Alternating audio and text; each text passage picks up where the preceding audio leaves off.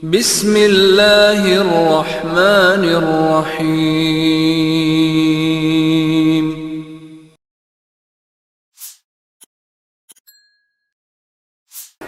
Maka dia mengatakan rahasianya. Mau dengar gak? Kamis depan aja.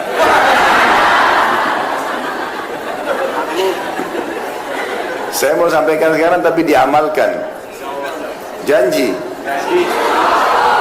Allah jadi saksi. Dan termasuk teman-teman cara di poin kedua ini, cara untuk mempertahankan nikmat. Setiap kali antum mendapatkan nikmat, kalau mau selalu ya grafiknya itu naik terus nikmat itu, maka ingat di setiap nikmat itu ada haknya Allah Subhanahu wa taala. Keluarkan di jalan Allah. Ya. Keluarkan jalan Allah, berapapun nilainya. Misal Allah Subhanahu wa taala berikan kepada kita handphone baru. Mau bagus, beli handphone lagi yang lain, kasih juga orang susah. Walaupun nilainya mungkin belum bisa mencapai sama. Kita beli baju sebagai tanda syukur, kita berikan juga baju kepada orang yang baru. Kita makan di restoran enak, beli porsi yang sama, kasih juga kepada orang susah. Kasih tukang parkir, kasih orang susah. Porsi yang sama. Itu nanti grafik nikmatnya selalu naik, nggak akan turun. Yang jadi masalah sering grafik nikmat kita turun, drop, bangkrut usaha, ya apalah macam-macam cobaan datang karena setiap ada nikmat kita nggak pernah memberikan jatah di jalan Allah dari nikmat itu. Ada sebuah hadits Bukhari teman-teman, disebutkan oleh Nabi SAW, ada dua orang di zaman dulu sebelum kita, ya, dari kisah Bani Israel, dua-duanya orang saleh nih. Kebetulan kebunnya bersebelahan, kebun mereka bersebelahan.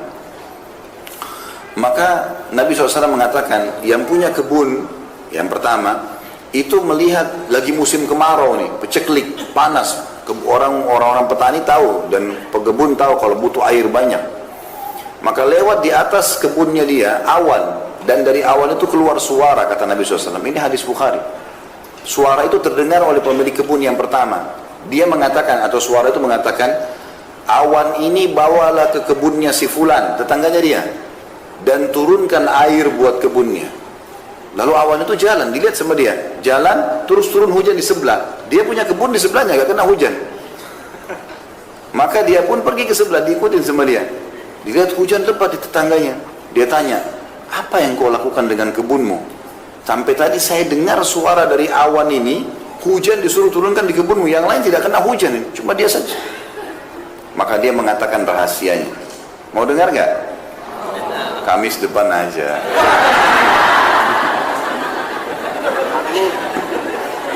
Saya mau sampaikan sekarang tapi diamalkan. Janji. Allah jadi saksi. Karena ilmu kalau cuma didengar percuma kalau tidak diamalkan. Maka dia mengatakan, hasil kebunku aku bagi 3. Bukan modalnya ya, hasilnya saja. Hasil panen kebunku aku bagi 3. Sepertiganya, yang paling pertama disebutkan, aku sedekahkan. Jadi kalau teman-teman terima gaji 2 juta, siap nggak sepertiganya kasih dulu orang miskin? Terlalu besar Ustaz. 10% aja susah. Dipotong saja untuk sedekah 2,5% susah gitu. Apalagi mau sepertiga. Sepertiganya paling pertama saya sedekahkan dulu, langsung di jalan Allah. Sepertiganya saya kembalikan ke modal usaha saya, sepertiganya saya pakai untuk biaya keluarga saya. Karena dia bagi 3 begitu, dia tahu semua nikmat ada hak Allah itu, berapapun yang dia bisa keluarkan, maka Allah SWT berikan hujan di waktu musim peceklik. Dan ini grafiknya teman-teman, ini rahasianya grafiknya naik. Yang saya heran ini, kita udah tahu teori syar'i, sedekah itu resep kekayaan. Kenapa masih belum diamalkan? Kadang-kadang kita heran dengan orang tidak mau bersedekah dan masih negosiasi sama syaitan. Tidak boleh negosiasi sama syaitan. Ada orang miskin minta, kayaknya itu anak pinjaman. Dia masih kuat tuh. Ya, dia masih kuat, pura-pura kali. Ya. Apalah, kira-kira apa lagi bisikannya coba? Yang biasa digoda syaitan mana? Yang lucu kita iyakan. Oh iya kayaknya. Padahal syaitan targetnya supaya waktu itu tidak dicatat amal sedekahnya. A'udzubillahi minasyaitonirrajim. Kalau kita sudah buka dompet mau keluarin duit nih, ada 5.000, ada 50.000, ada 100.000. Syaitan bilang 5.000 aja. Jangan, tidak boleh negosiasi. Ambil 100.000 kasih.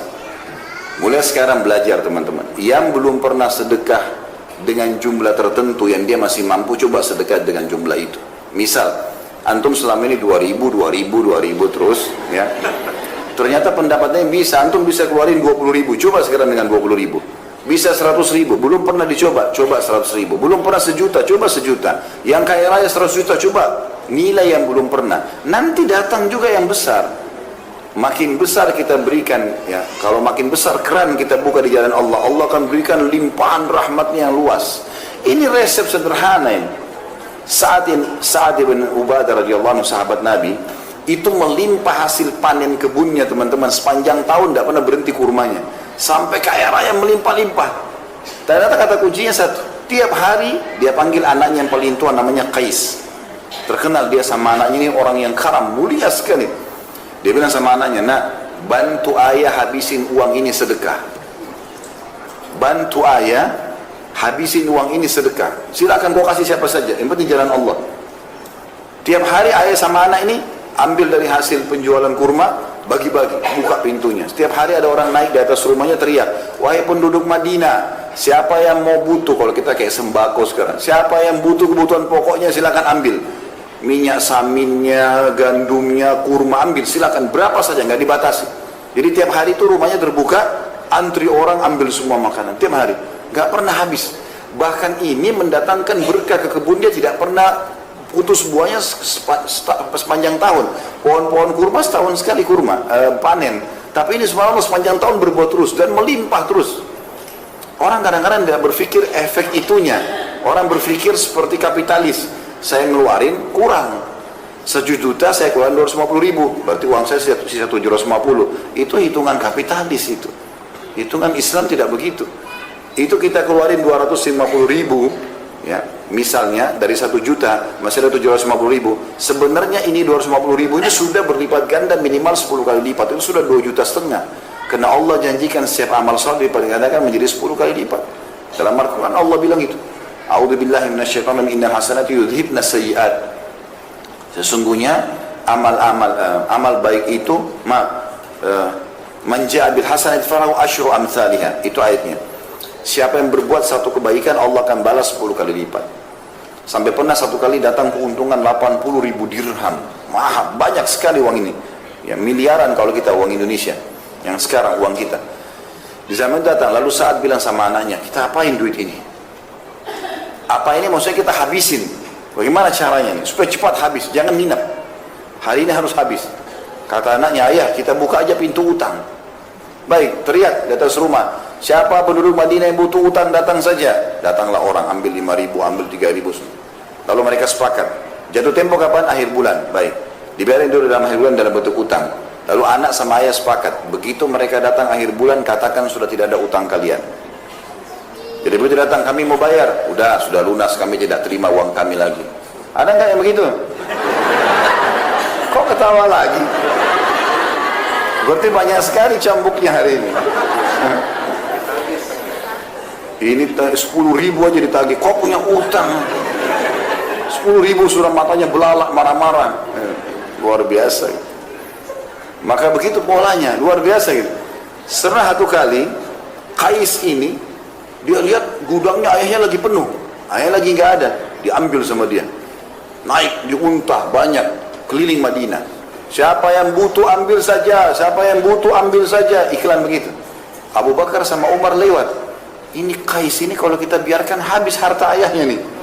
Ini kata Abu Bakar sama Umar ini, mertua Nabi yang siapa tidak kenal namanya gitu loh. Ahli surga di jalan surga, bilang begitu. Rupanya sampai berita itu kepada Sa'ad, ayahnya. Lalu Sa'ad datang di depannya Abu Bakar sama Umar dan banyak orang. Dia mengatakan, wahai penduduk Madinah, siapa yang mau menolong saya melawan Abu Bakar sama Umar?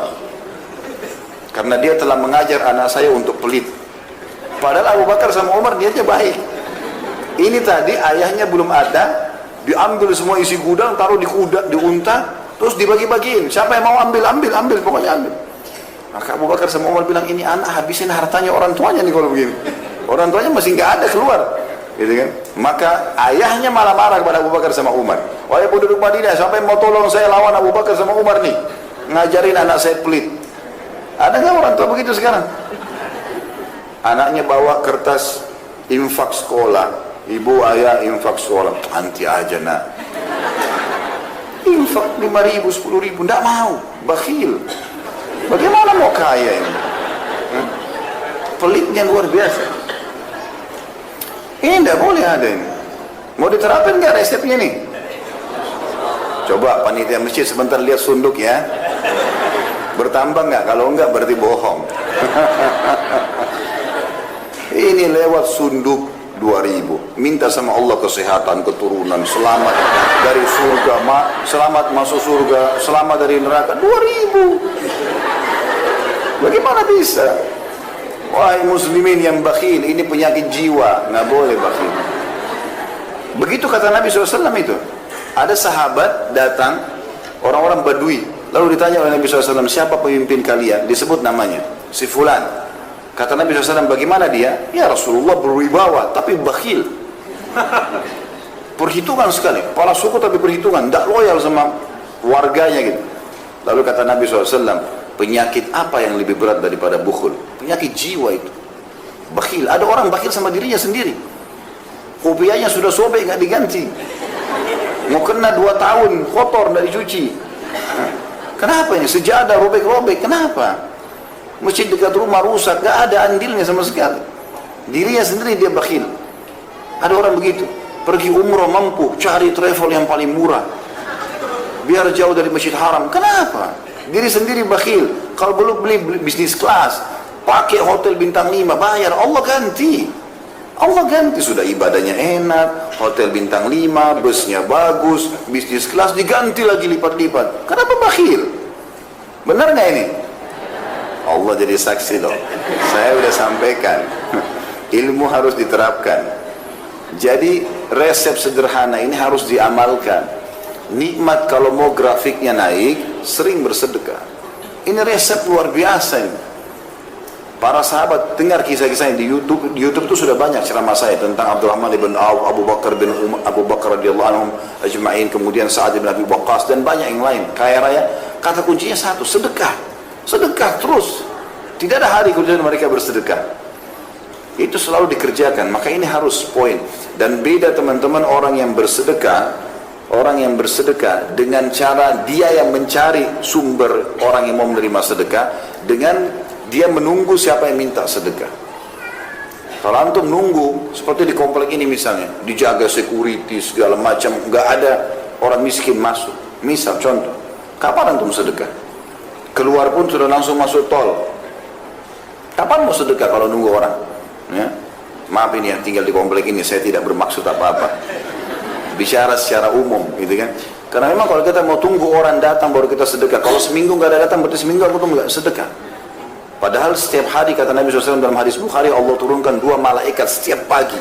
Satu mengatakan, ya Allah luaskan, lapangkan rezeki orang yang bersedekah. Yang satu mengatakan, binasakan dia dan hartanya bagi orang yang bakhil. Ini mesti diperhatikan. Maka kita yang jemput bola keluar, cari mana nih orang yang berbulu uang, sedekahin, dan kita yang mendapatkan manfaat itu. Ya. Ini yang dimaksud dengan poin kedua. Setiap nikmat menimpa, maka untuk mempertahankannya harusnya seseorang itu mengetahui haknya Allah di situ.